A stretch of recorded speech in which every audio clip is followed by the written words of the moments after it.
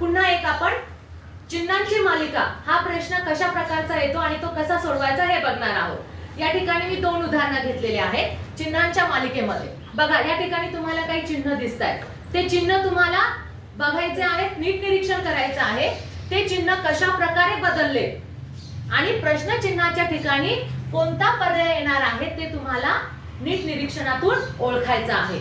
तर मग हे दिलेले चिन्ह पुढे कसे बदललेले आहेत तुम्ही बघितलं, नीट निरीक्षण केलं। मग इथे तुम्हाला काय वाटतं रे, यांची रचना कशा प्रकारे बदलली म्हणजे आपल्याला प्रश्न चिन्हाच्या जागी उत्तर मिळेल? कोण सांगू शकतं? हा प्रज्वल। मागची संख्या नाही का, संख्या नाही चिन्ह बेटा। मॅडम मागची चिन्ह नाही का पुढे आले, मागचे चिन्ह कोणते बाळा?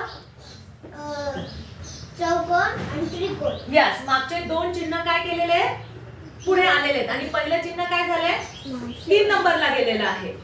या ठिकाणी सुद्धा झालेले बघा, इथे मागचे दोन चिन्ह पुढे आले आणि 1 नंबरचं चिन्ह मागे गेलं। त्याच्यानंतर इथे सुद्धा हे दोन पुढे आले आणि हा जो चौकोन आहे तो मागे गेलेला आहे। मग इथे काय येणार आहे, हे जे दोन आहे चिन्ह गोल आणि चौकोन, गोल आणि चौकोन, पर्याय क्रमांक कितवा?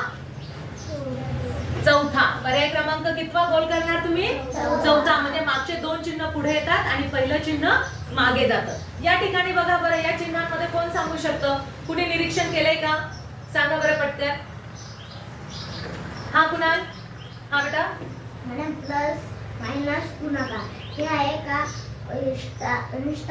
स्टार पुढे आला, स्टार एक चिन्ह पुढे येतो का?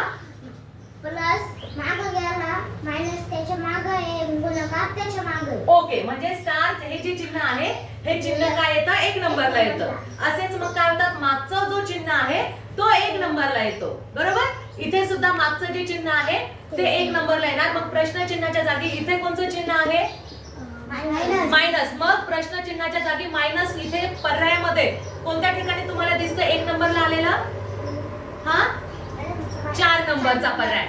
4 नंबरच्या पर्यायामध्ये मायनस पुढे आलेला आहे आणि बाकीचे चिन्ह मागे गेलेले आहेत। समजलं तुम्हाला? हो।